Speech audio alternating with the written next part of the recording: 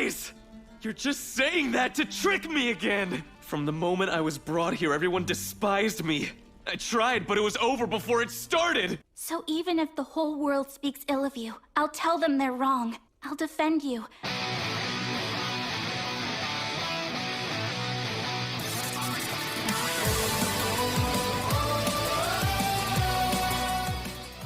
Greetings once again, my friends, and welcome back to Geek News Marathon Night, where we discuss a season of a series that happened who knows when, and we go through it in episode chunks of 2 or 3 and give our thoughts on the episodes as we go on about them. I am your host, Adam Mickelson, aka Drac. I hope everybody's having an awesome day when you guys are joining us. And if you're joining us in the future, well then, hello, future people! And joining me today is my lovely wife, Andrea, who is doing a lot better, right? Yes, I am. All right, because it's warming up, so you're very happy about that. This is like her favorite time of year, people. This is why she's happy. Mm-hmm. And we have 3 episodes to go through. So Drac did a bit of a bad, because I thought we were going to have 25 episodes to talk about, but technically Season 1 ends at episode 21. So... well, this is going to wrap up the series. So that was a bad on my part, but everything from this point on is Season 1.5, and so we'll start tackling that when we do that for Geek News Anime Night. So without further ado, let's get right into it. For Episode 19, The 4 Cardinal Heroes. So, last time on Rising of the Shield Hero, the Pope tried to nuke them from orbit. Itsuki and Ren are dead. And things are not looking too good for the Shield Hero and the Spear Hero, as the Church of the 3 Heroes is looking to kill all of them, including the royal family, because even they actually don't like mine either. So, that being said, let's get right into it. So, this is a dire circumstance, Andrea. Quite a dire circumstance, because, well, the Pope has a weapon that we find out in this episode from Melty and Mine that is basically a clone, or it can clone, the 4 Cardinal Heroes' weapons. So it's an unholy relic, but it's a holy relic. Because it requires a lot of power to be able to use, but it can technically imitate the spear, the bow, the sword, and the shield.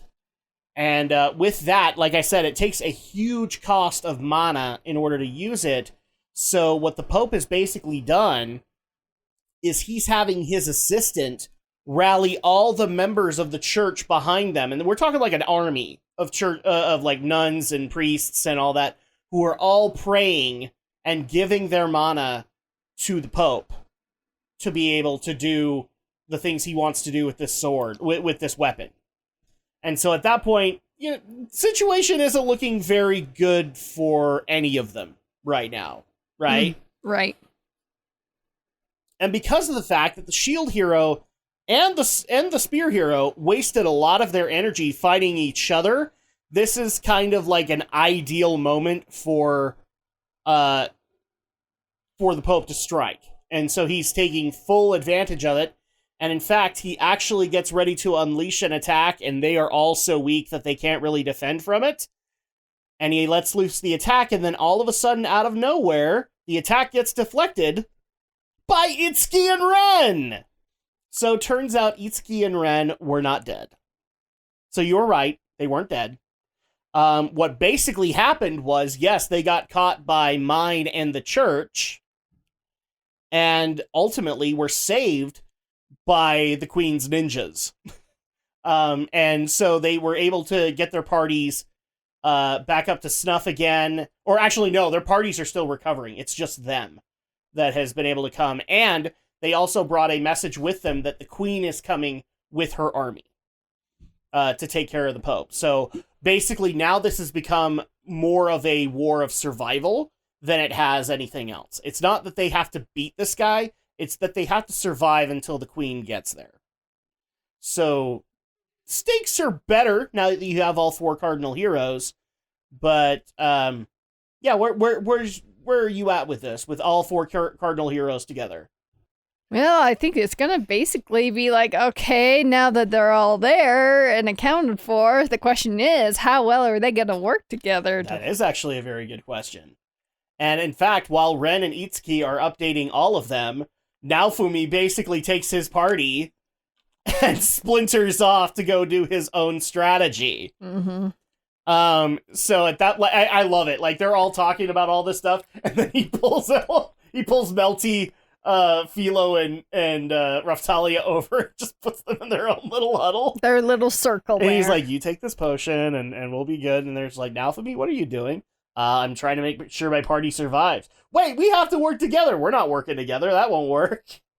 And so at that point, Naofumi is very reluctant to side with any other cardinal hero, but but it kind of makes you after getting a little bit chastised, and also I think it was Raftalia that reminded him of his promise to Fitoria, he eventually says, "Okay, well, we could try it, I guess." Well, it's kind of funny though. At the beginning, he was gonna try and knock some sense into the spear hero, and all of a sudden, oh well, I kind of gave up on that. So we're back. What's even better is like when Itsuki and Ren come in, like they basically say, "Yeah, we've known about the church for a while, and you were an idiot for even trusting them." And they even to some extent chastise mine for her trust in the church. Mm-hmm. So at that point, that kind of blew up in I was about to say Hatsuharu. That's not right. Oh crap! What is Motoyasu? Motoyasu. It blew up in his face.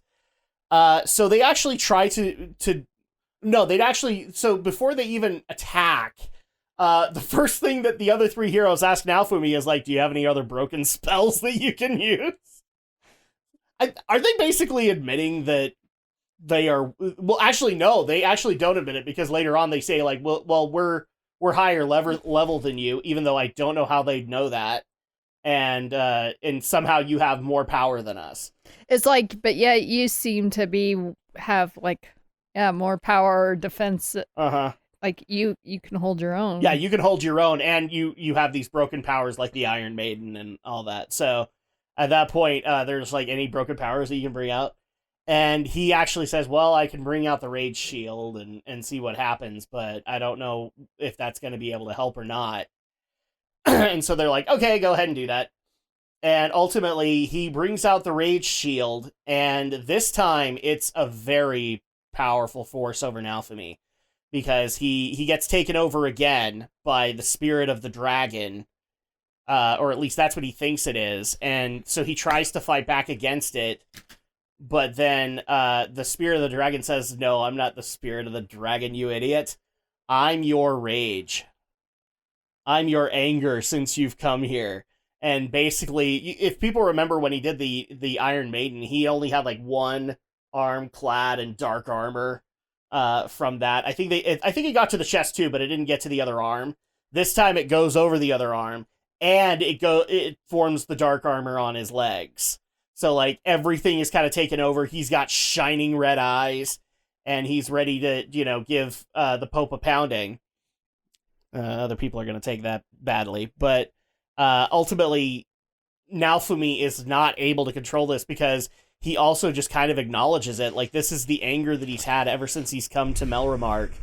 And this thing looks like the dead dragon that he killed, but no, it's actually his own rage that has been fueling the Rage Shield this whole time. And so he gets ready to unleash his attack, but then gets snapped out of it by a now cursed Melty, Philo, and Raftalia. They all have like curse burns all over them, trying to bring him out of it. So thankfully that works.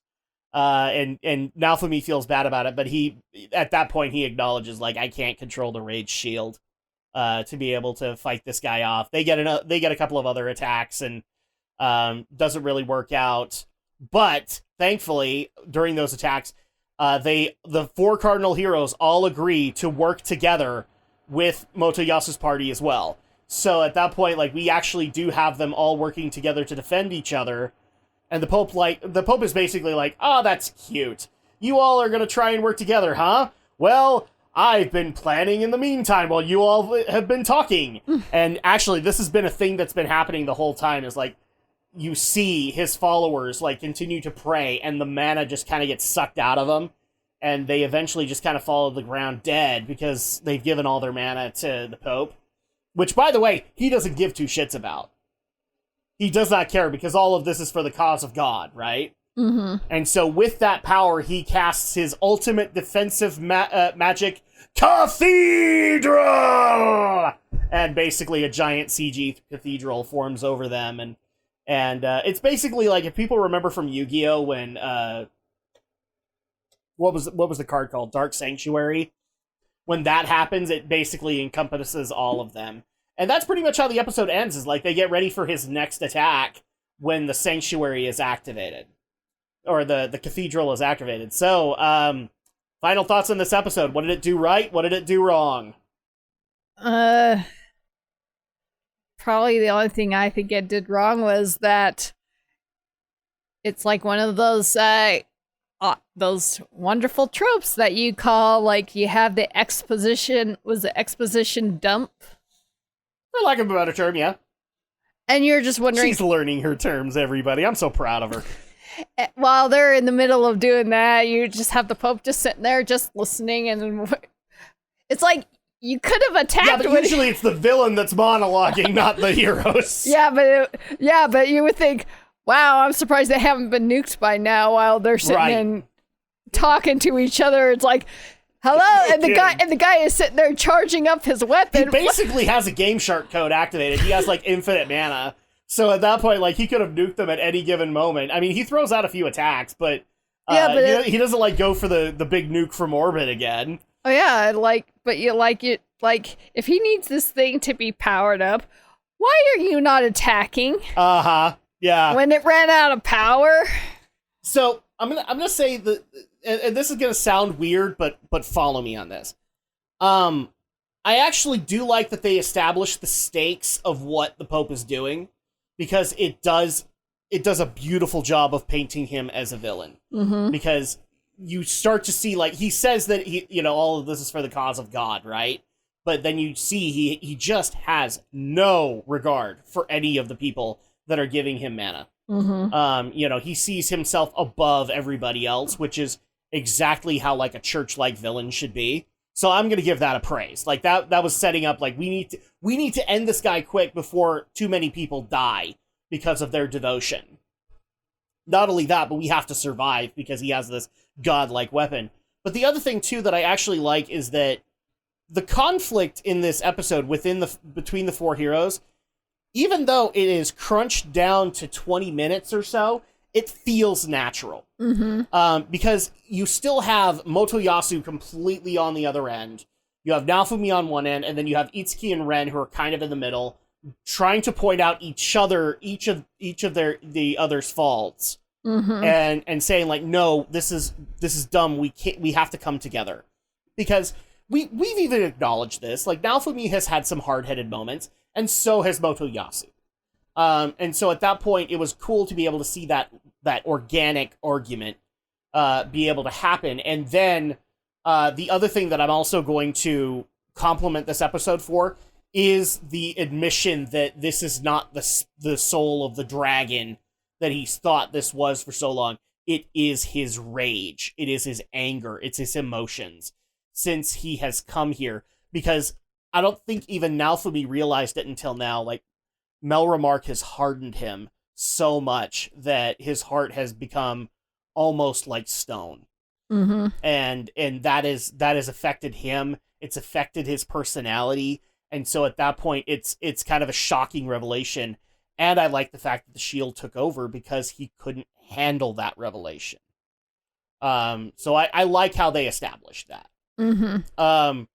What did this episode do wrong? The monologuing. I mean, I gave the other episode a 2. The monologuing is just as bad here. It's at least a little bit more organic because of the four heroes coming together, especially since they resolve it in one episode. Like, if this was Dragon Ball Z, this resolution would come 6 episodes down the line. So, yeah, so at least they had that. What did this episode do wrong for you, Andrea? I already told you. Did you? Yeah. Refresh my memory. I was talking about the exposition dump. Oh, yes, the exposition dump. And the it's like, monologuing. and just the time and place of like, you guys are talking about this now when you're about to be ready to be nuked to death by the Pope. Funny moments in this episode. I'm going to give this to the little powwow that Naofumi had. Because that was still funny. Like, everybody else is standing and talking, and he moves all of them over and does, like, this little sit-down huddle. Well, you can't beat that, unfortunately. No, you really can't. So, out of 5, what would you give this? I don't know. What would you give it? You first. No, I don't know. I'd probably do, like, a 2.5 or a 3. Because it's still very monologue-heavy, but now it's actually making a little bit more sense for that monologuing and stuff like that to happen. Yeah, I'd probably give it a 3, maybe. And just curious, so what do you think of this weapon now that we know what it is? Basically, it can mimic all 4 cardinal weapons. It's basically Game Shark in Melromark. It gives all access to all of that, but they actually do admit, like, no one person could power it. So at that point, it's just like, oh, so it's a Game Shark. It's a Game Genie. So then why need the Cardinal Heroes when you can just use that freaking weapon against... Well, they actually do explain that, too, is like it was hidden away because of how dangerous it was. True. But as we obviously know, the Pope don't give a crap now, does he? All right, so then we move into episode 20, which is Battle of Good and Evil. And this is where we actually get to have that fight.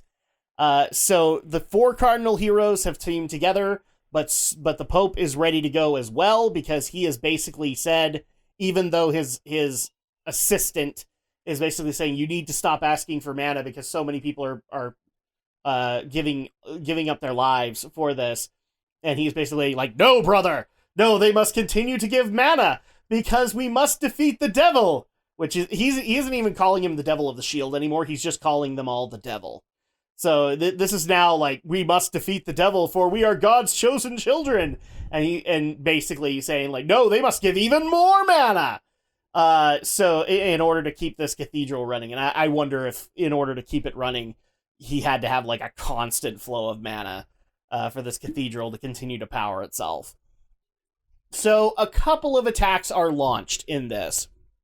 And actually, the first initial one isn't all that great, because it's basically like the 4 cardinal heroes all launching their own attacks, if that makes sense. It's basically like Digimon, kind of thing, where everybody launches a spell, or at least the 3 heroes do. And with Motoyasu, like, he gets a little bit of assistance from his party, but ultimately all of those don't work. Mm-hmm. Because the cathedral is also very much protecting the Pope. And it's going to be very difficult to get past all of that. And so Melty and Naofumi are trying to figure out, like, how do we get past this thing? Because he is constantly fueling mana into it. And it's like they're not doing anything. By the way, I forgot to mention this part, and I really want to mention this part because it's so hilarious. So the beginning of this episode is actually in the Queen's Army's camp, where we actually see a bunch of men dressing the Queen to get ready for battle. And I just love the fact that she had a chainmail sports bra. I just love that because she has like all of these fully armored knights all like putting in all of her armor pieces, including her breastplate. She had an actual breastplate for her breasts. So, come on, I wasn't the only one laughing.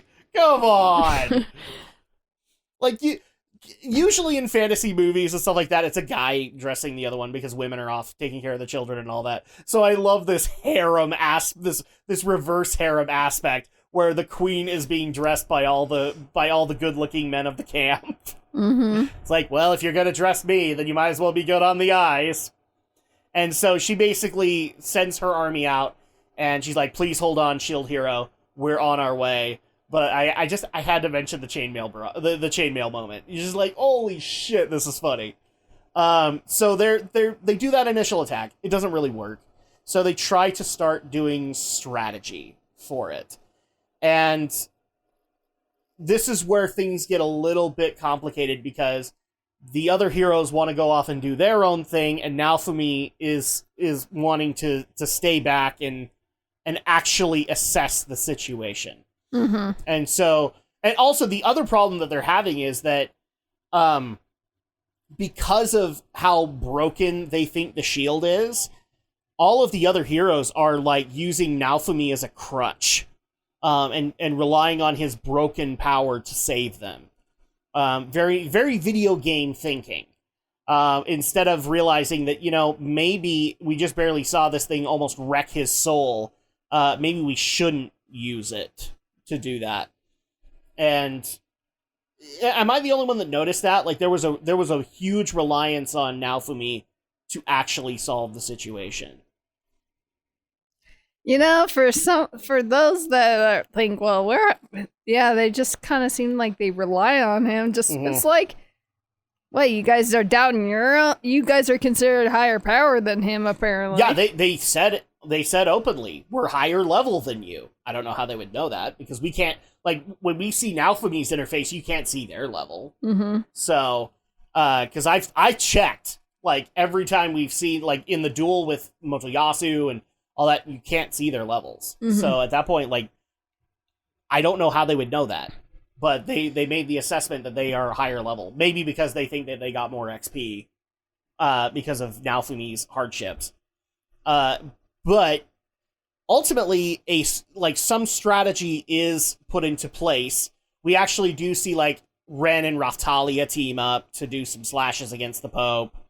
But first we also have big power up from Philo and Melty, and even a little bit of the shield hero to break the shield that is around the Pope, and then ultimately have Motoyasu with the combined spear attack that he has with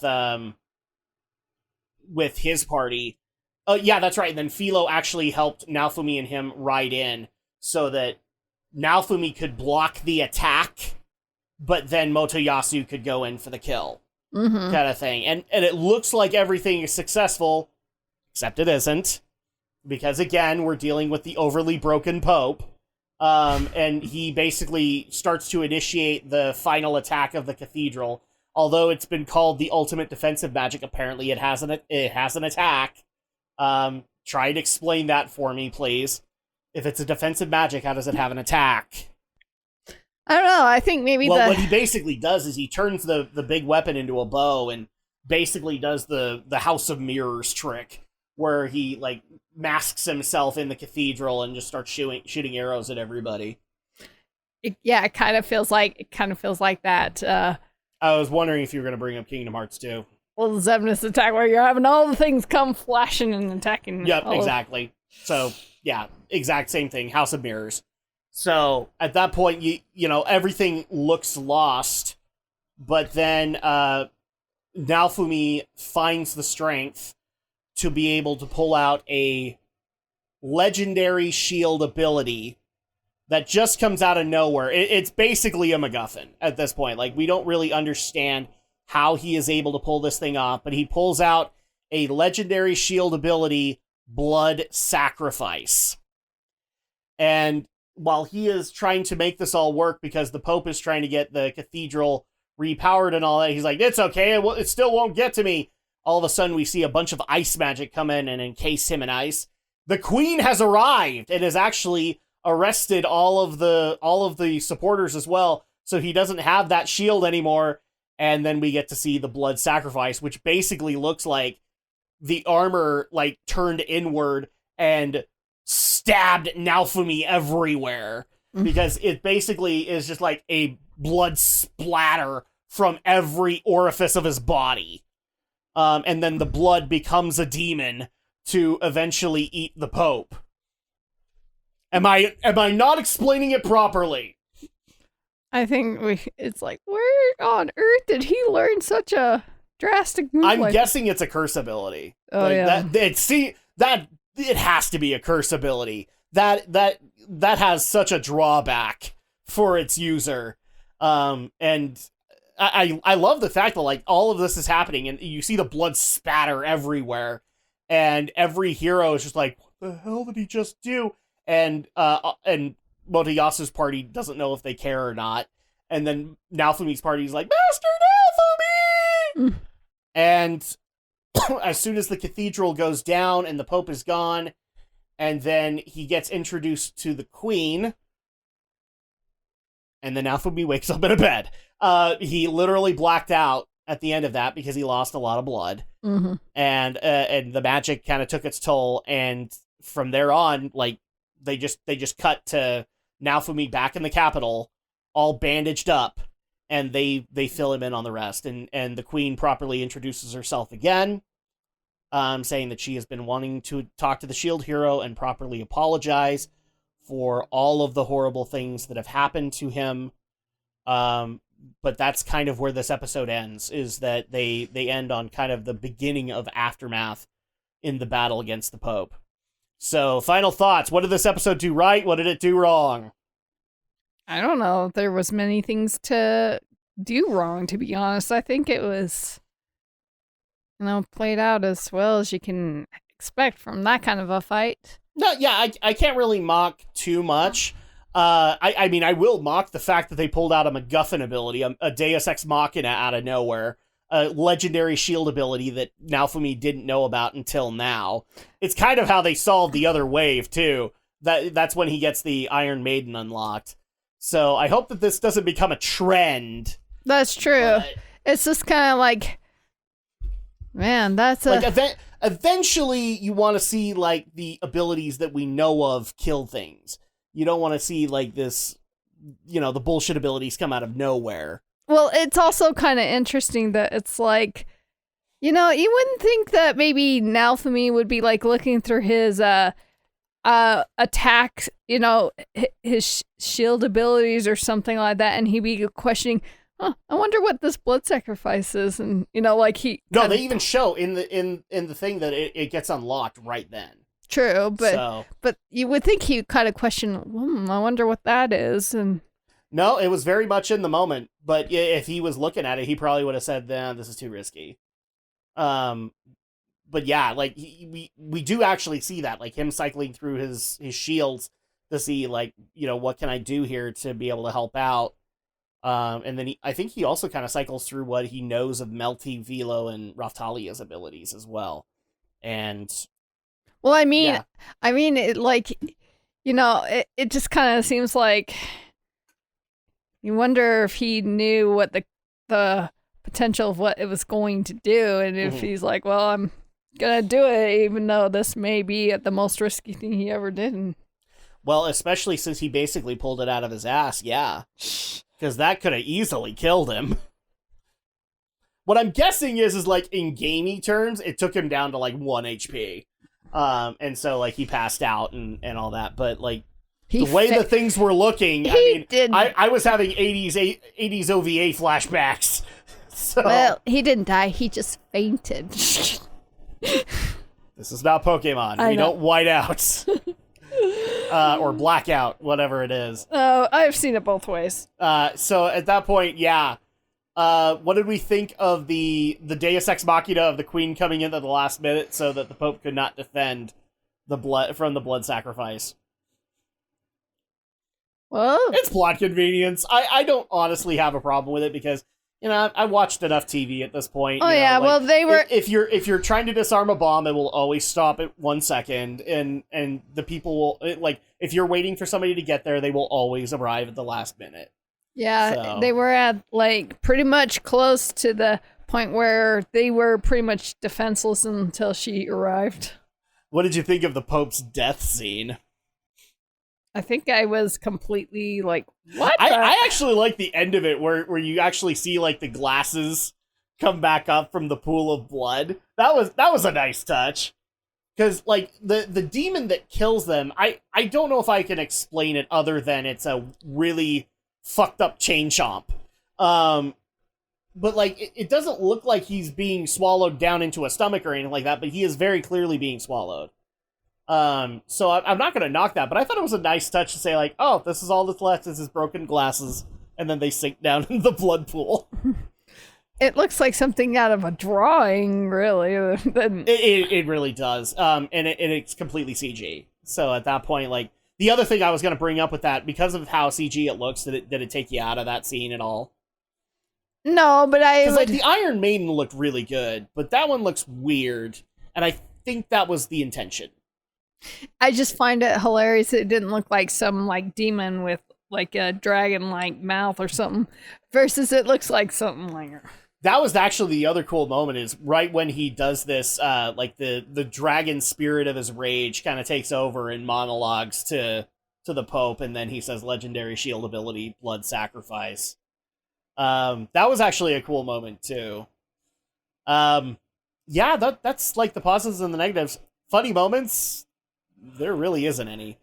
I mean, well, actually, the dressing of the Queen. Just because, oh my gosh, it's the reverse harem moment. I will always laugh at the chainmail bra, because that doesn't make sense to me at all. I can't remember if it was this episode or the last episode when Malty was complaining about something, and Melty's like, "Will you just snap out of it or something?" Like, she was like, "What was it complaining about?" I don't know. I can't remember.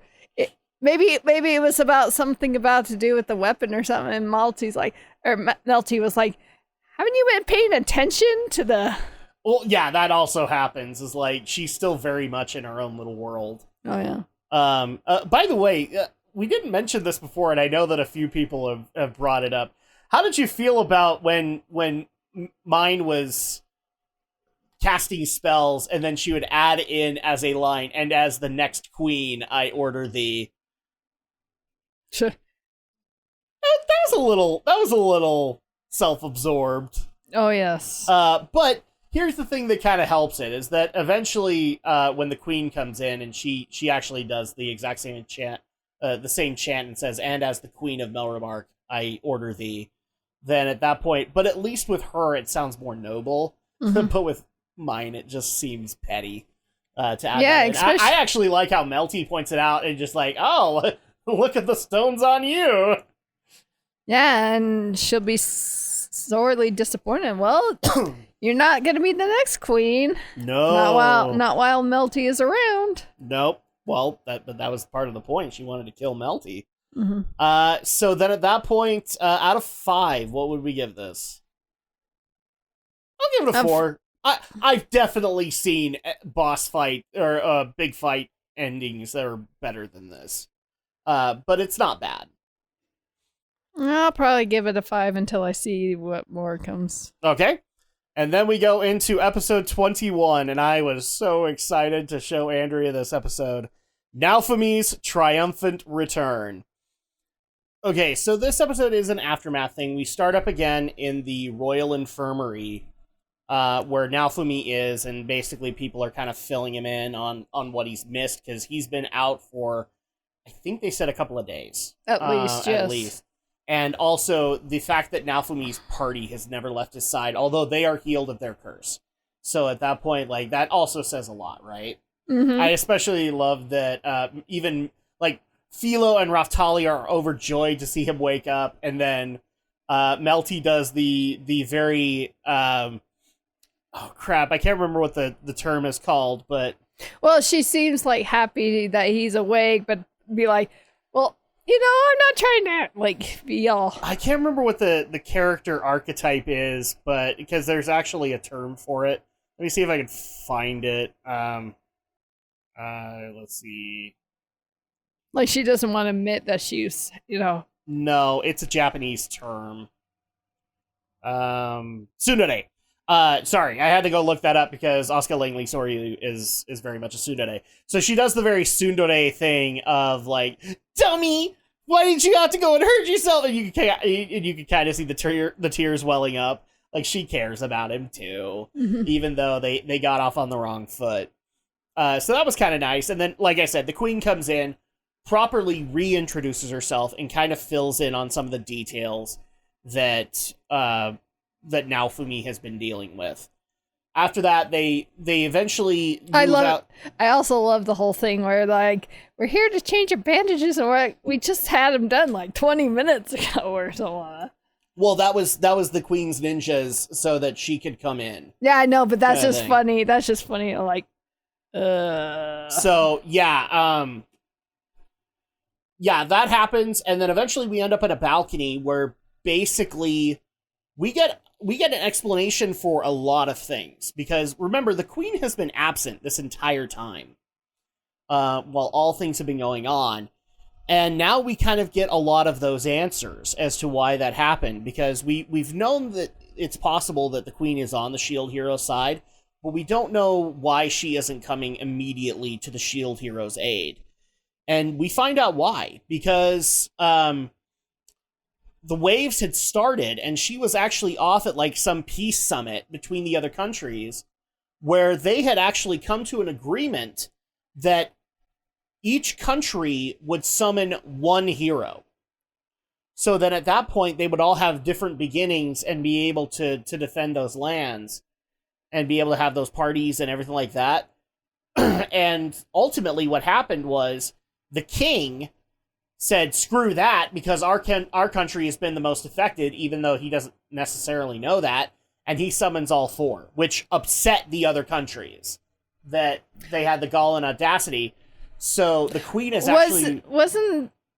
Weren't they just like saying like, you know, like they were not necessarily summoning the legendary heroes? Weren't they gonna say, well, each warrior or someone who's like, who runs the country was gonna do it instead of the heroes? Yeah, each country was gonna summon one cardinal hero.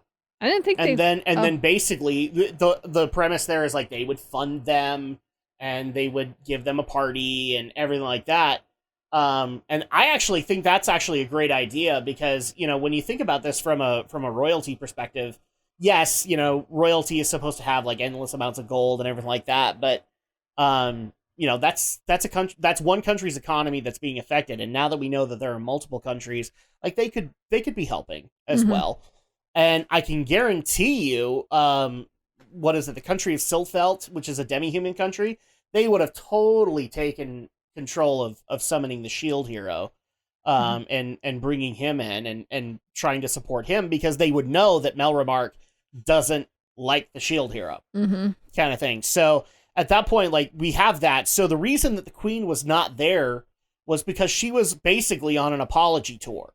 She was going to these other countries apologizing for her husband's actions, and then she would hear through her ninjas basically that, you know, all the horrible things that have been happening to the shield hero, and she would be upset about it, but she couldn't necessarily do anything about it because she was busy handling the anger of the other countries, because they'd set up this plan, and then the king basically said, well, fuck all you, and I'm gonna summon them all because I'm the only one being affected.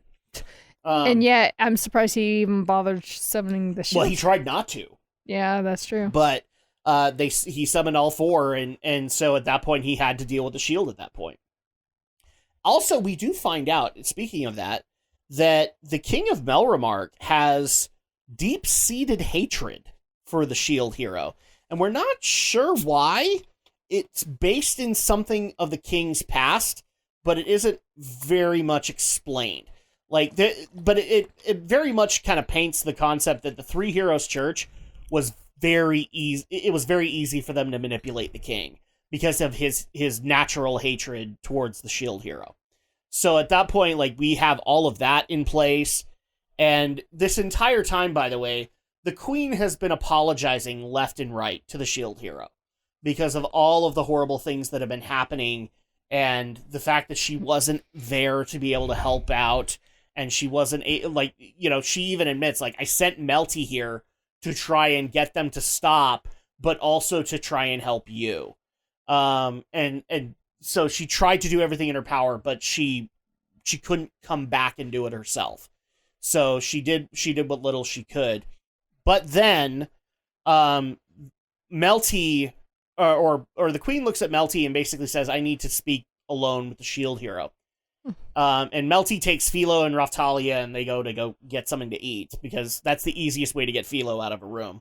And then the queen basically also goes over what she intends to do in regards to the actions of the Three Heroes Church, as well as towards the queen, to the king, and mine.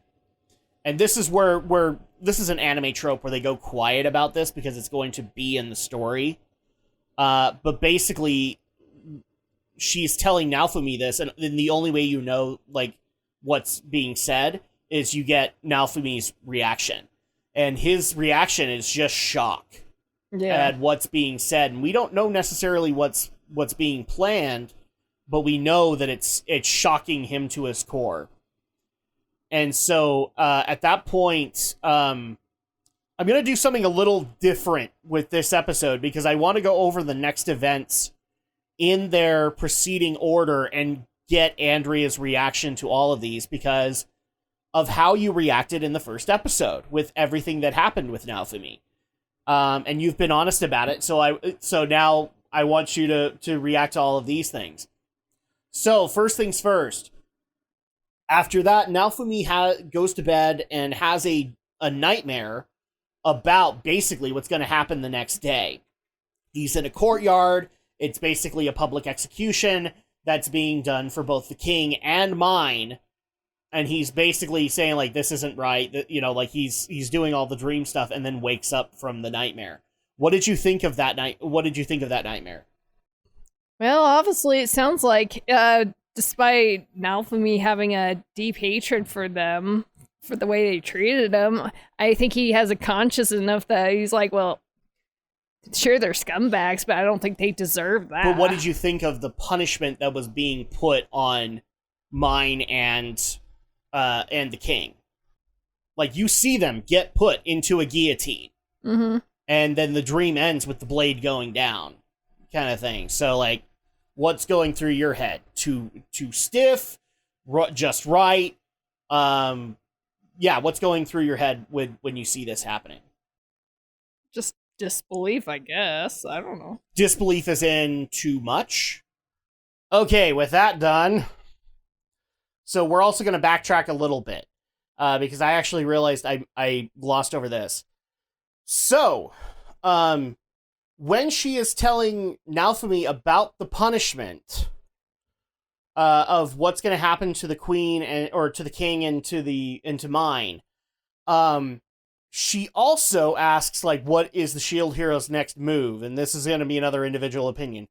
So he says right off the bat, as soon as he's healed up, he's leaving.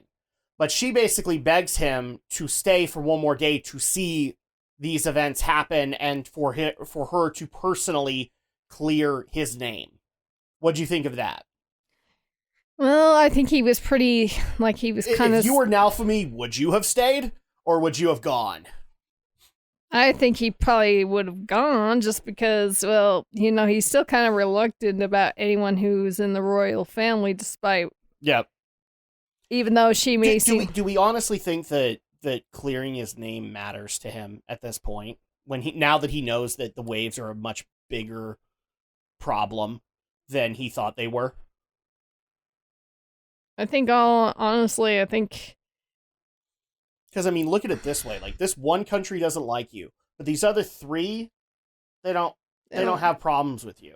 So at that point, you might as well just live in those other countries. True, but I think all the same, it's like... I don't think it's not, like, high on his priority list whether if he cares or not, but I think at some point it always seems a nice thing to get his name clear, because then that way it's just like, well, that's one less thing to be on his conscience for forever, you know? Yeah. So, and maybe but that's why I'm saying, if you were in Naofumi's shoes, would you stay or would you go? Well, given what's happened, would you stay or would you go? Well, I think he would have gone, but you know, he just doesn't see a reason to stay because of, you know, but he was only gonna just stay just because it's like, okay, well, if you're gonna just do this, I'll just stay and go through the thing and then I'm out of here, basically. Yeah, kind of thing. And that's kind of how he takes the approach to it, is like, you know, he'll stay because, you know, he doesn't have a reason to not distrust the queen. But he doesn't like this country, and basically he's looking for a way out as much as possible. Like, I'll stay for as long as this happens, and I'm gone, kind of thing. So next day happens.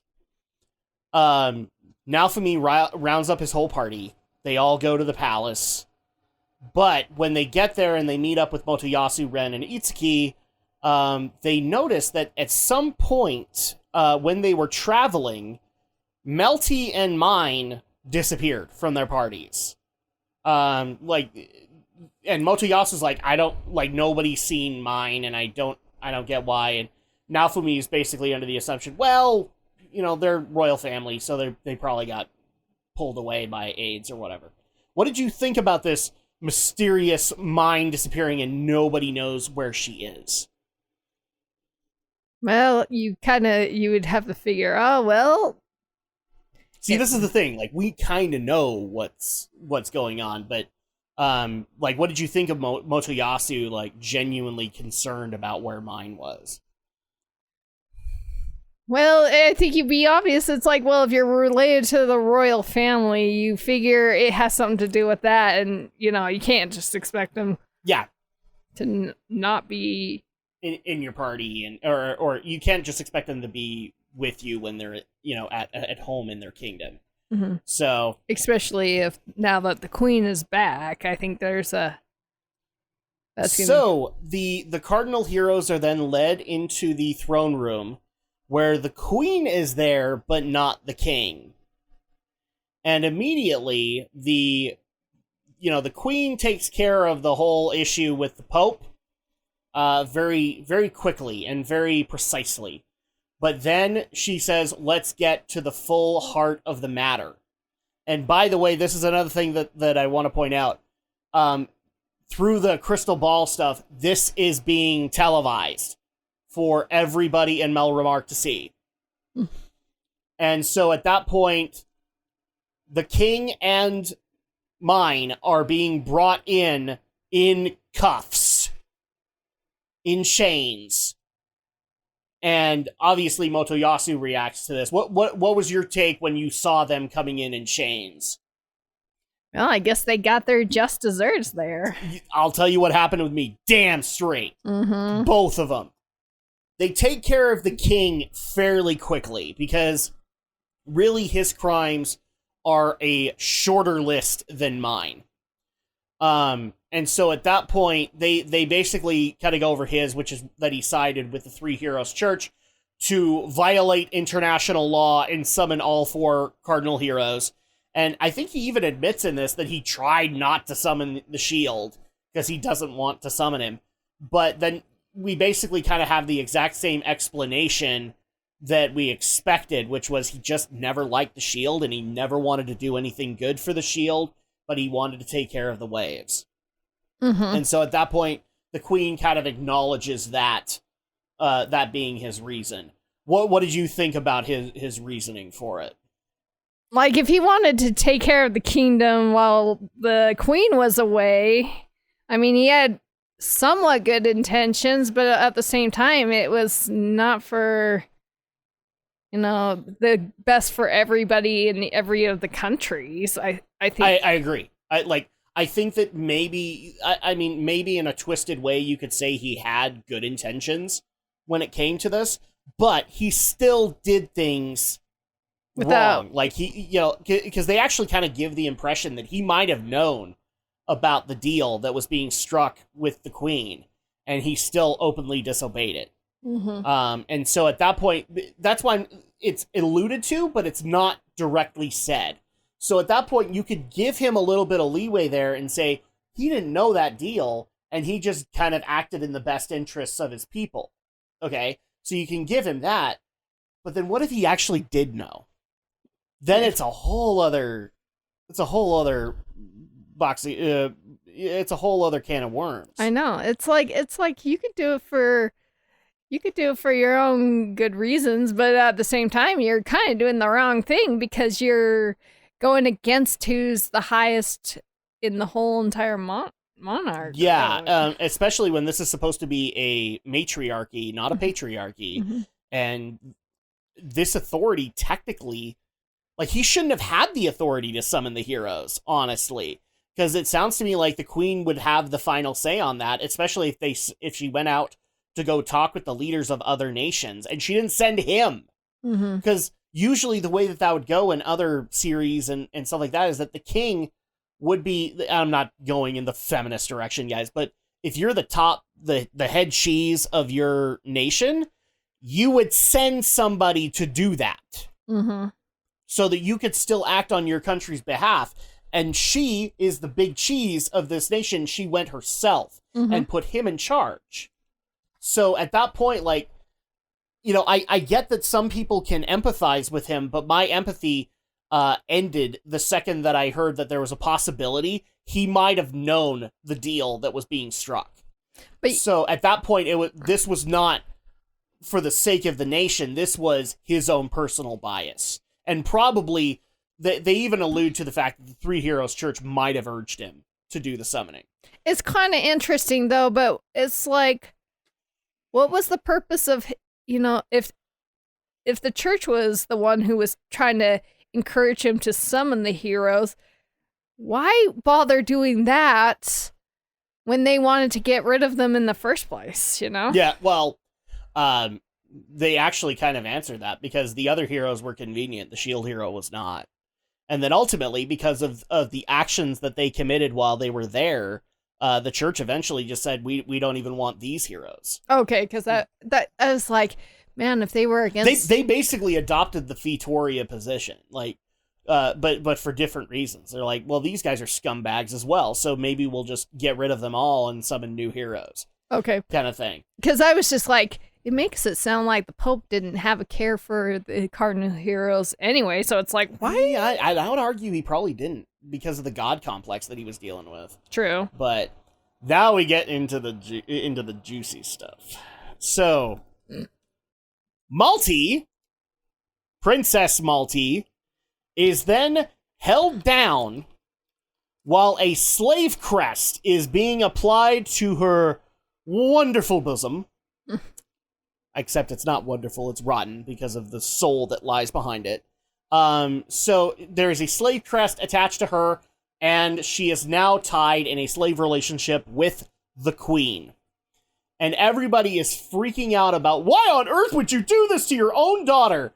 And then the queen basically says this, my daughter is a pathological liar. Your thoughts when she made that claim and everybody reacting to that? Wow. That takes a lot of guts to admit that your daughter is a pathological liar. Well, she wouldn't have any reason to deny that. No, there's no reason to deny that unless you're a pathological liar yourself and you want to get the heat off of yourself. But the queen has not given us any indication that she is. So she attaches the slave crest, and basically they are going to use it as a lie detector. To be able to showcase, like, because here's the thing, a slave cannot do anything that would be a detriment to their master. And that includes lying. So they even test it, and Malty's crest reacts when she lies, and immediately everybody, you know, properly reacts to this, and Motoyasu's reaction is probably the most profound, because this is his party member. So immediately they start asking every single question about, then they start with the Three Heroes Church, and we actually do get some moments where the crest doesn't react, so she is telling the truth. But in all of the right ones, it reacts, and we get a huge reaction out of it. She is screaming bloody murder, and she is, you know, she's basically arching her back so hard that, well, in anime, you just have to showcase this, that her boobs are reacting very much to that. I'm sorry, Andrea, but gravity is very much in effect. Yes. And the one that especially needs to get stated, she says, televised, the shield hero did nothing to me. Or specifically, she tries to retell the story, and the slave crest reacts. Yeah, she basically tries to confirm. How did you feel when that happened? That was so dang satisfying. That's catharsis right there, isn't it? And what makes it even better is Motoyasu then says, well, no, she can't be lying. And the queen basically says, well, prove it. Form a slave pact with her and ask her. Mm-hmm. To which he does, and he then asks her, and he probably makes one of the most leading questions, a softball question for her to answer, and it still reacts. How did you feel about that? Especially Motoyasu's reaction when it reacts to his very soft question. I think he was pretty much played for a fool. It's very clear, and he's actually being shown that. And how do you feel for Motoyasu at this point? I think he probably right now would feel... No. How do you feel for him seeing this? Do you feel bad for him? Or are you saying, your idiocy is being revealed? Because I'll tell you my reaction when I saw this is like, yeah, you're an idiot and you're being shown that you're an idiot. I was in that camp. I think I would just be like, well, you kind of walked yourself into that one, so I can't say I feel sorry for you. You can't. But it's like, I don't know if you would pity him and say, well, you kind of ended up... And Ren and Itsuki in the background here are saying like, wow, this is a lot, but they're not necessarily disagreeing with this. Yeah, did you notice that? They're not disagreeing with any of this. They're just kind of going along for the ride. I would think, they'd be showing being a little bit more sorry for the fact that they, but that might play into later, because remember, after that moment, like every single charge that has been made against Naofumi, one by one, through asking if they actually did it and her slave crest reacting, he is being cleared of every crime she has ever accused him of. And Naofumi's not happy about it. How'd you feel about that? Like, you mean he's not happy as... Well, because while this is happening, you get a monologue from, like an inner monologue from Naofumi, and how he's just kind of noticing, like, I thought I'd be happy when this day came, and all I feel is hollow. Like, this didn't make me feel better. I think it just feels like more along the lines of, even though he knew he didn't do it, and probably making him feel like if I were happy about it, I think it wouldn't make him... I think it would just make him feel even more worse than really. I think it's just more like... I think he probably now feels more like he pities the whole situation or something. I think he just resents the whole situation even took place. True. At that point. I don't think it's pity anymore.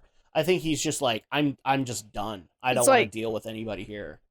And it's actually kind of cool during this to see the reactions of Melty and even the king, because like the king didn't know about the abduction of Melty, of Melty and trying to kill her and all of that. He didn't know any of that. So you can tell like even he was played for a fool by his own daughter. So that happened as well. So all of these charges get cleared. And mine is just on the ground. She is like shriveled up. She is in so much pain from the slave crest reacting to all of this, and the king is just dumbfounded at some of the accusations that have been made, especially when the slave crest reacted when the sexual assault one came up. Like he was dumbfounded when he saw that, so it was a lie. Like, and you could see it on his face, like, his daughter lied to him about that. Jeez. And he's reacting just how a dad would react if they found out that their daughter lied about that. I'm actually kind of surprised he didn't go over and just smack her. Because, like, if that was my daughter, I have no problem saying this, I would do that. I probably wouldn't slap her, I'd probably punch her. Because you just don't do that. Mm-hmm. So at that point, the charges have been made, the charges have been proven. The next thing that happens is punishment. And the queen immediately says, because of the crime of high treason against the nation of Melromark, I sentence both the king and mine to death. What's going through your head when you hear the queen, Mine's mother, the king's wife, announce the sentence, and it's going to be carried out that afternoon. Well, I would say that would be a hard thing to do, but Like, if you're put yourself in her shoes. How hard would that be for you? I'm sure it would be really hard, but I think you can't do it. You just cannot. Well, especially when you have a bunch of other countries' eyes on it. Mm-hmm. Like, you got to look at it from her perspective. You know, your husband done fucked up. And now these other nations probably have spies to make sure that you make good on your word. Oh, yeah. And I have a feeling that these punishments were also worked out during the apology tour, too. Mm-hmm. So at that point, like, I feel for her, but I also understand, like, this is how bad this situation has gotten. So we then move over to the same place that Motoyasu and Naofumi had their duel, but this time it's set up for a public execution. And Princess Malti and the king both get set up into their respective guillotines. And Malti is freaking the fuck out at all of this because she's like, she already was freaking out when she heard her mother say that. Mm-hmm. But then she gets put in the guillotine, and she, like, I can't even describe her face, the desperation on it. She's reaching out to everybody. She reaches out to Motoyasu, and you can even see Motoyasu, like, part of him maybe wants to help, but part of him is still burned.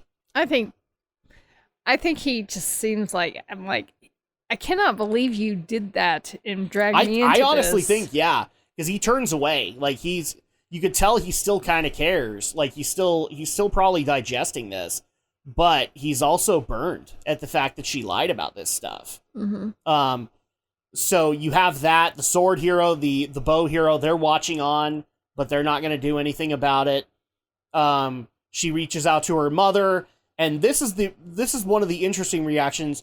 You start seeing the mother, or you start seeing the queen, like, her hands shaking when she's getting ready to announce this, and so she has to take a minute and take a breath and do all that, but you see a lot of her hands shaking. And then she does the unthinkable.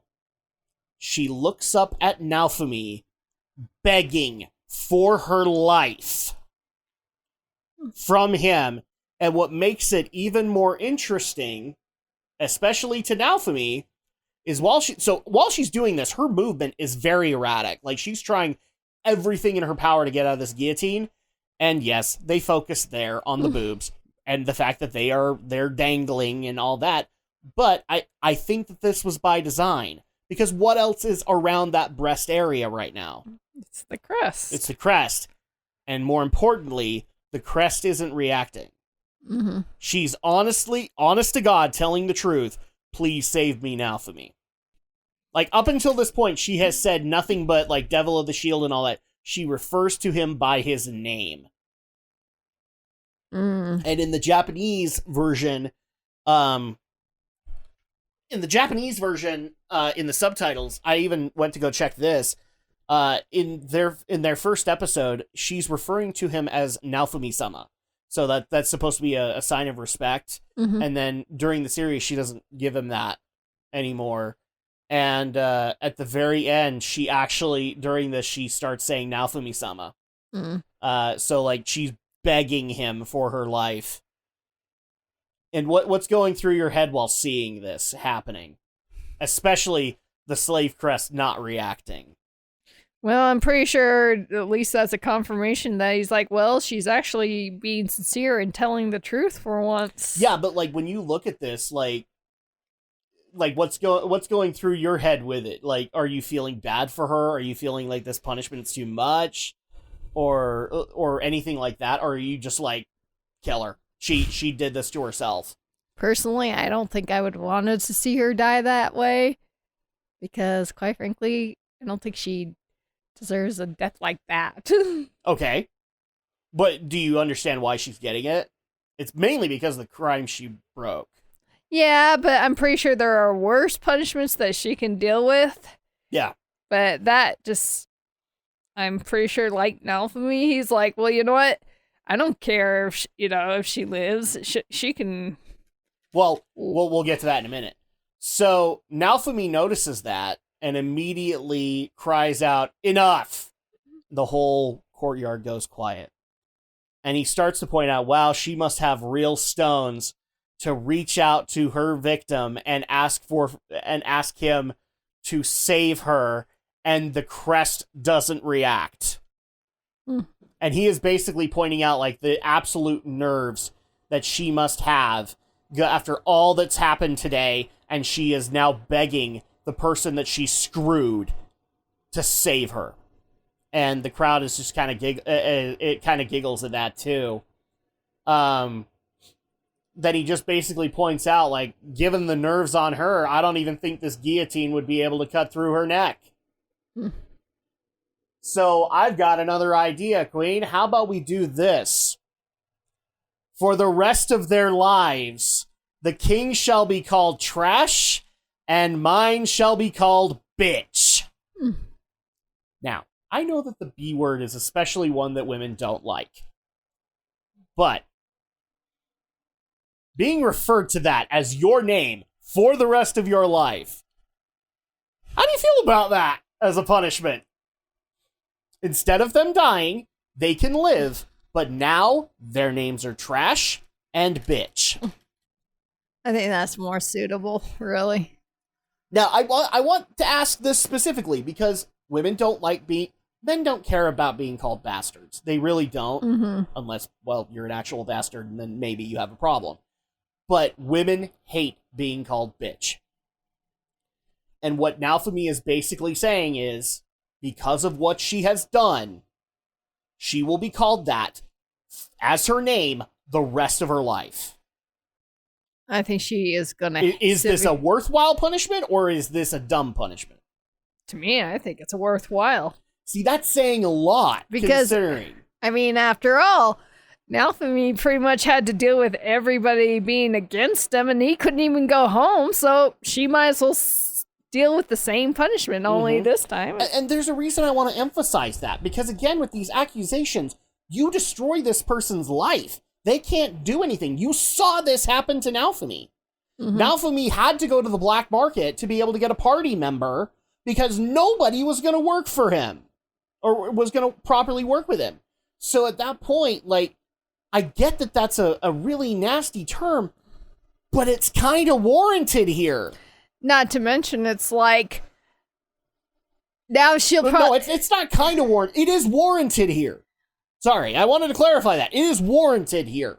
She deserves this. Go ahead, sorry. Well, especially now that... Now she has to live with not just being renamed to that, but if she goes on some kind of adventures No. We'll get to that in a minute. Should I just get to it? So the queen points out the one flaw here is that, as we've known and we've used in this podcast, she's referred to as mine because that's her adventuring name. So this is one of the best scenes in anime, and if I ever do like a top 10 scenes in anime, this will make it, because not only because of the English dub delivery, but also the way that it was animated. Oh, I guess bitch needs an adventuring name. How about whore?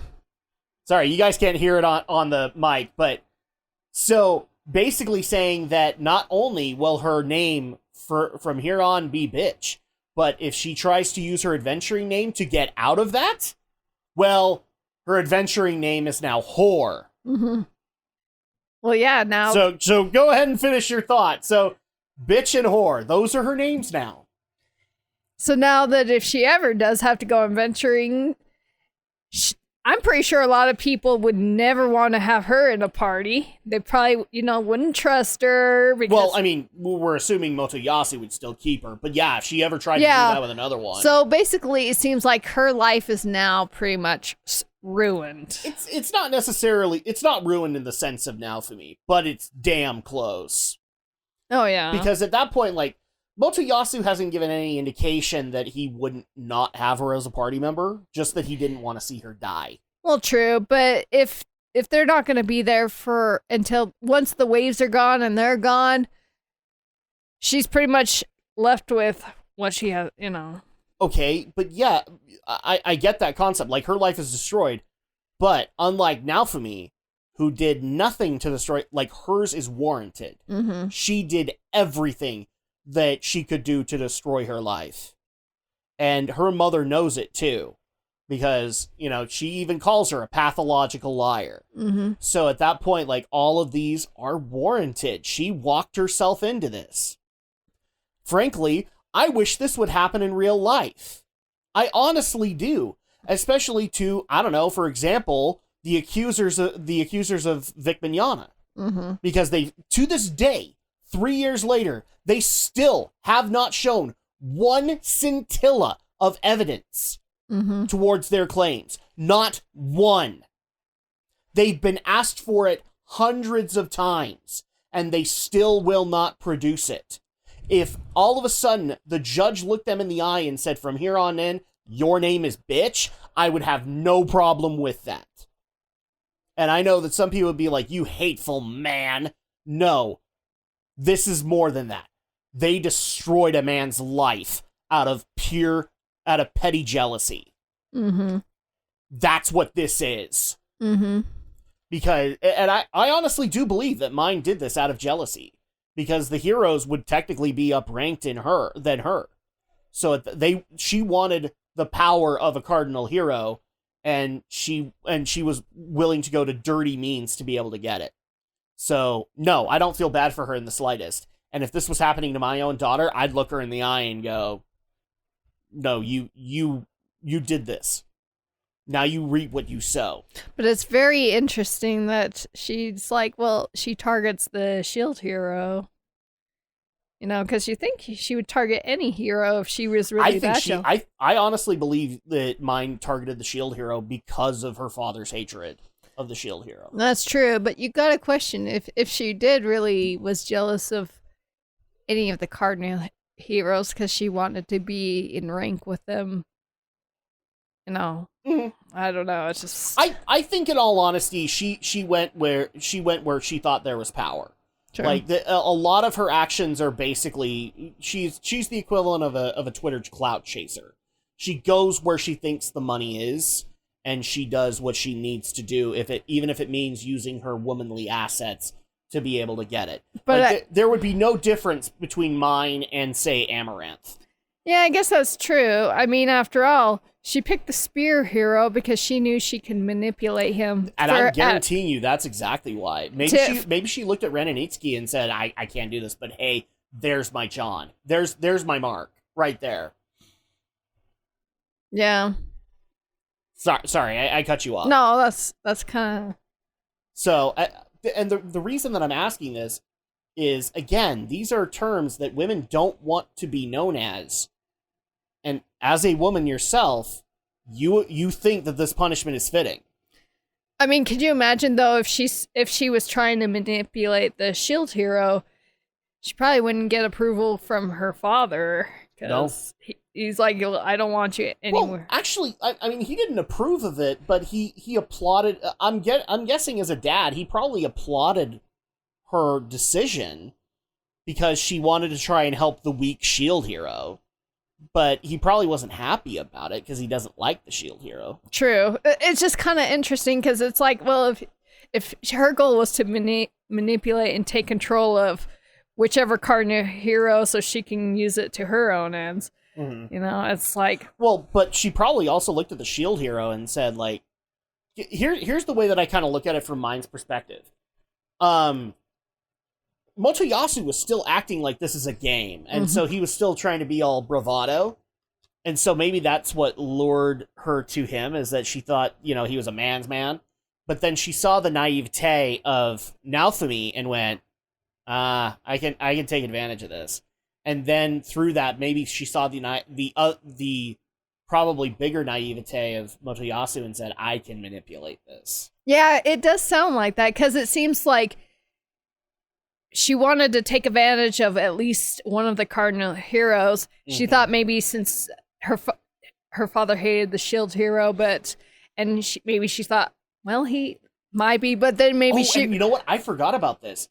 Remember, the shield hero was given a bigger amount of gold or amount of money at the beginning of the quest because of the fact that he'd probably have to do... Because he's a defender and he can't fight. And So, that's why he gets compensated. You know what she did? She went...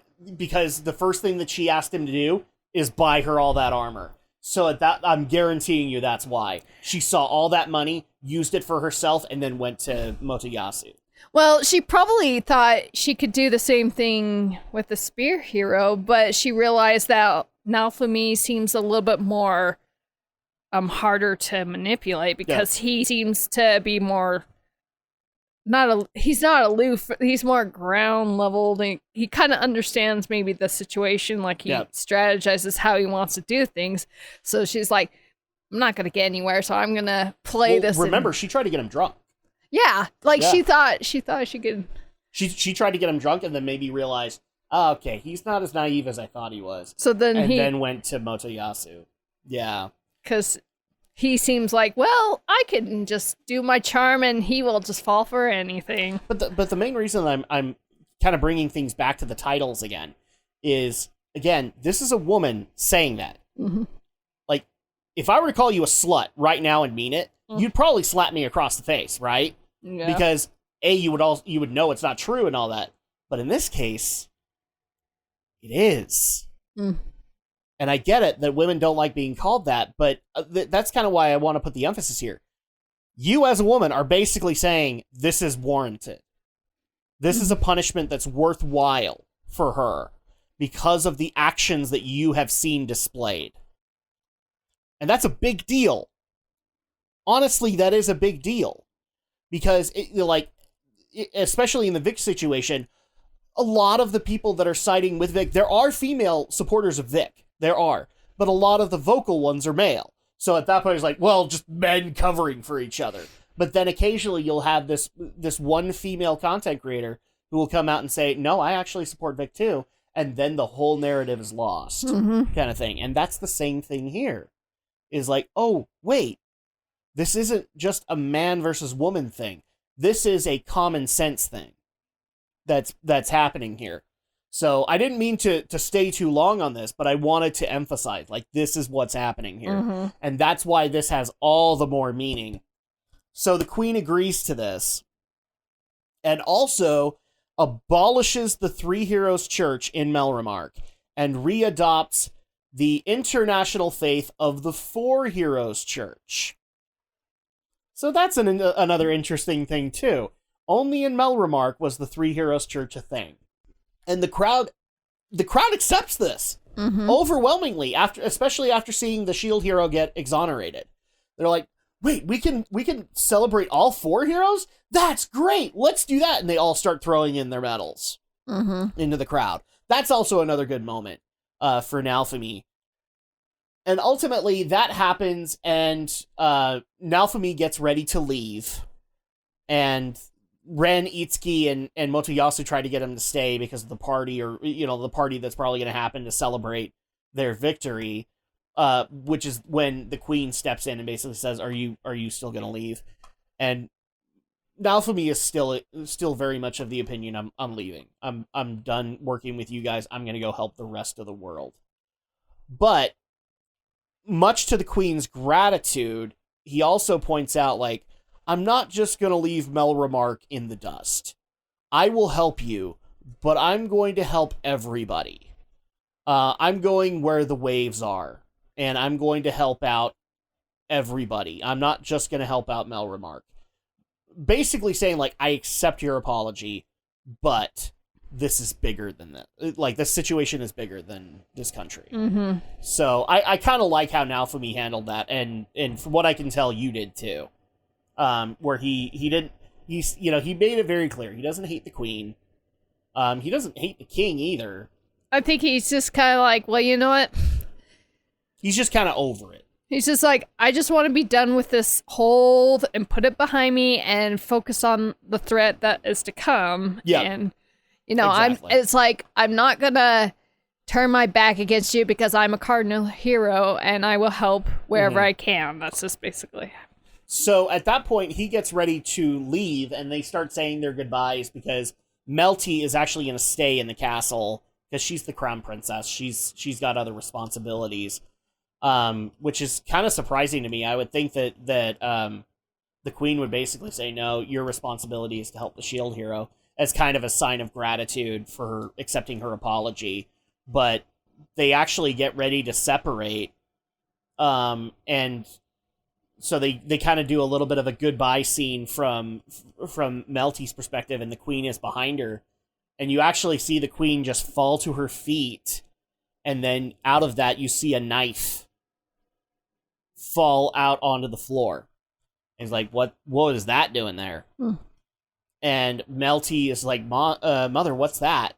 We find out that ultimately, if Naofumi had not stepped up and done the punishment that he did,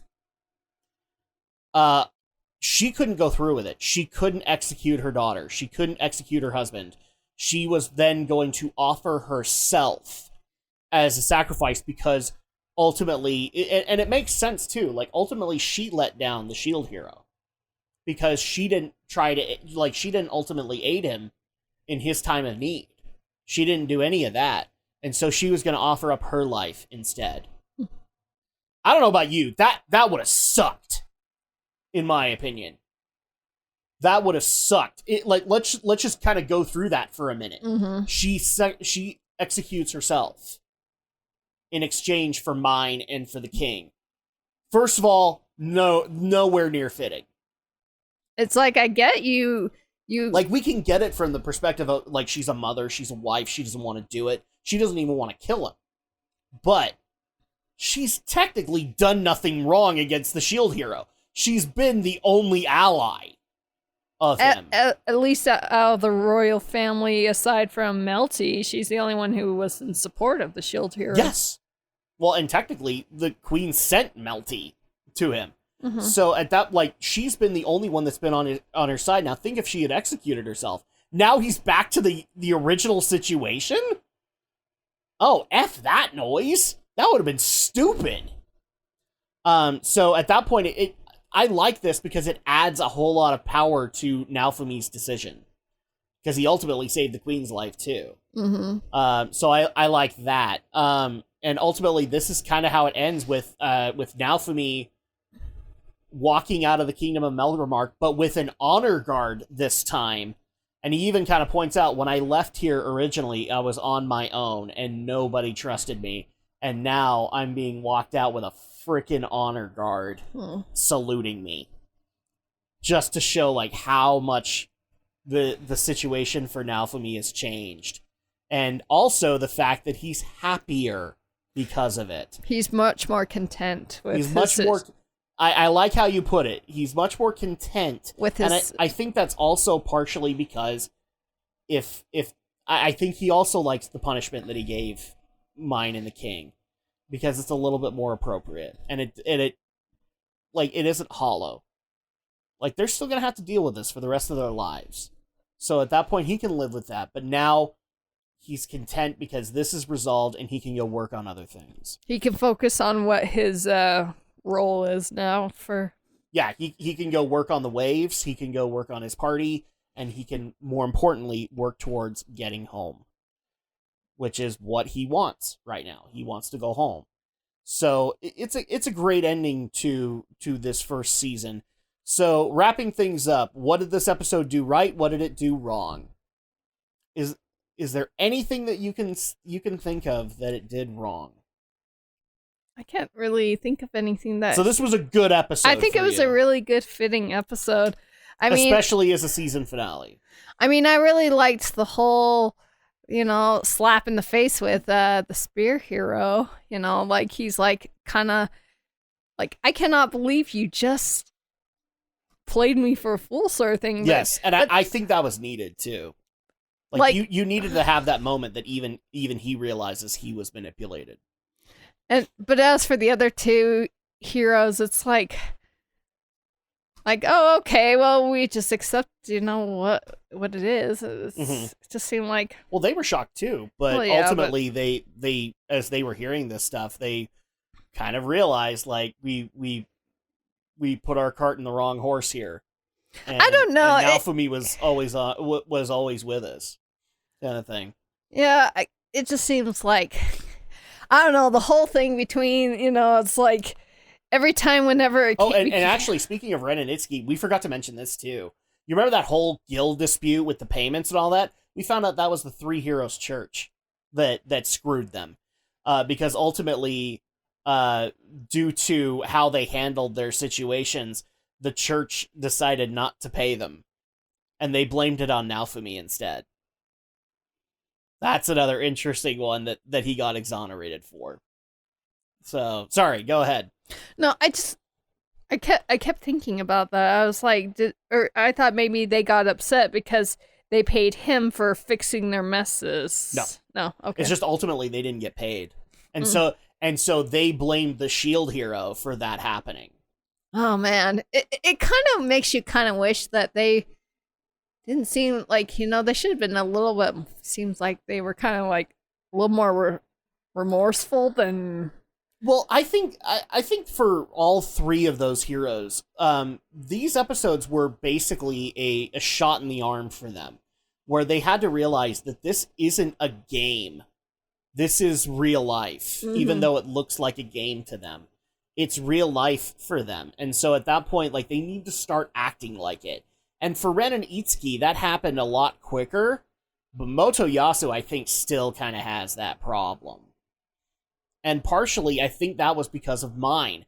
And now, it almost makes you kind of excited to see what the next episode holds for Motoyasu in how he's going to react to all this. Man, it just kind of makes you kind of wish, you would have seen them at least at an attempt to try and apologize to Naofumi for, yeah, all that, But even given the character, he probably wouldn't have. Well, I mean, even for Naofumi, he was like, you know what? I don't need your guys' apology, but I would appreciate you guys being my ally more, attitude towards. But that again, that's motivation for you to see the next episode, right? To see if anything happens in that regard. Because it just seems like, I would have liked to see them actually apologizing for all the crap they gave him. And it would be much deserved. Because they literally wrote this guy off as the lame-o shielder.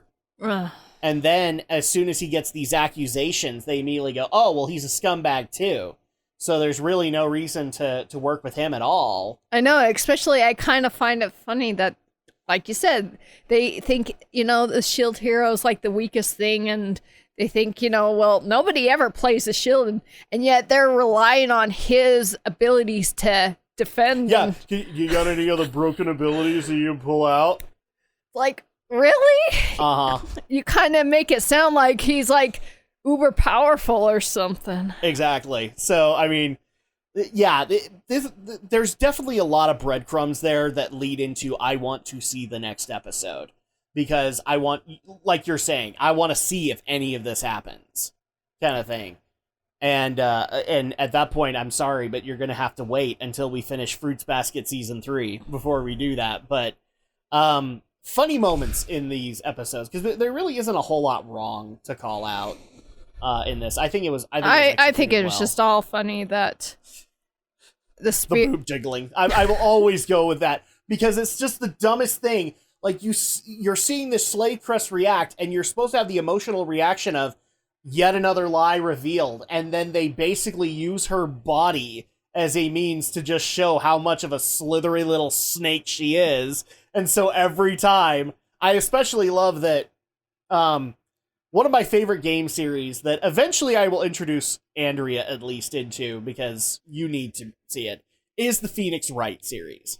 And part of the reason for it is because the way that they do interrogations, or not interrogations, but like cross-examines for these characters, is it's almost like a fighting game.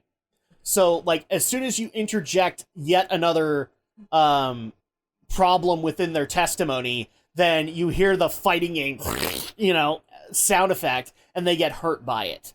And then ultimately, what the goal of a Phoenix Wright game is to have that witness melt down, take enough damage so that they have that meltdown moment.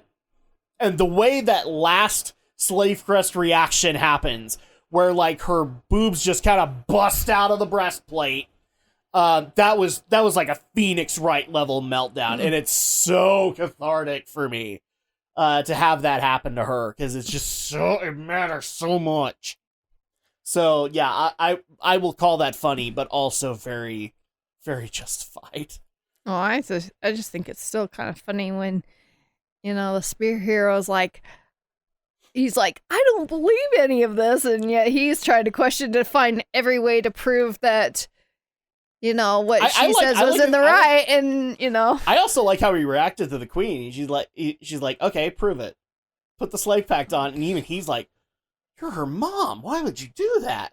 And then it happens, and it's just like, motherfucker, kind of thing. I almost, like, if that were me, I would have slapped her right across the face and immediately tried to kill her. Because I'm like, I trusted you! Mm-hmm. And all that. And so Motoyasu's reaction to me is a little bit tame, but I get it. He's deer in the headlights right now. He looks like the biggest idiot to every single person. Remember, this whole thing is televised. He is looking like the biggest idiot of all of them. This whole time. So, like, he was the White Knight before. He is the dumbest dumbass they could ever have in one day. So it wasn't necessarily good for him either. But I'm pointing that out. Like, this was a bad day for him too. So yeah, we covered funny moments and all that. What would you give this out of 5? I would give it a 5. 7, 8, 9, 10. This was so cathartic. Then why are you saying a 5? So I can say then 10. Oh, really? Then this episode was turned. This is just a creative term, and so Andrea's not going to get it. This episode was turned up to fucking 11. Then why don't you just say you give it out of an 11? To show that it exceeded expectations a lot. Oh my god. She doesn't get it, guys. I get what you mean, but I'm just surprised why you even bother. Oh, this is actually, like, if I ever do like a top 10 episodes of anime, this is going to be in it, because Naofumi's triumphant return is one of the best episodes I've ever watched, especially when you follow the journey leading up to this point. It is such catharsis. It is such, like, just that itch that's been going on this whole season being scratched. And that's going to go ahead and do it for not only this episode, but also for this series. Now, technically, we will be doing one more episode to wrap up Rising of the Shield Hero Season 1. To the people who might be asking, like, is this going to be a live stream? Given how our schedules are right now, I don't think we can make that work. So we will just record a podcast and go over, like, the bests and worsts of Season 1 and get out to you guys as quickly as we possibly can. But it will happen. We will do a wrap-up episode for Rising of the Shield Hero Season 1 in preparation of Season 2 after we get Fruits Basket Season 3 out of the way. So you guys can look forward to that very soon. In the meantime, thank you guys so much for joining us on this journey. It's been amazing to share yet another anime with you guys. I won't worry about future plans just yet. We'll take care of that in the next podcast. Andrea, thank you so much for joining me on this second journey through Rising of the Shield Hero. I hope you enjoyed it, but we'll go into that in the next episode. And also, if you guys want to continue to support these podcasts, do so by going to geekynro.libsyn.com, where everything is. Geek News Movie Night, Marathon Night, Anime Night, TV Night, all of the stuff is there. Geek News Game Night's getting ready to hit there, so you guys can look forward to that very soon. You can also listen to us on Amazon Podcasts, Google Podcasts, Apple Podcasts, Player.fm, and Spotify. And remember to rate these things and give a review for it. We really do appreciate that, and it helps get the podcast around. And that will do it for us. So thank you guys so much for joining us on this journey, and we will be back for the wrap-up of Rising of the Shield Hero Season 1.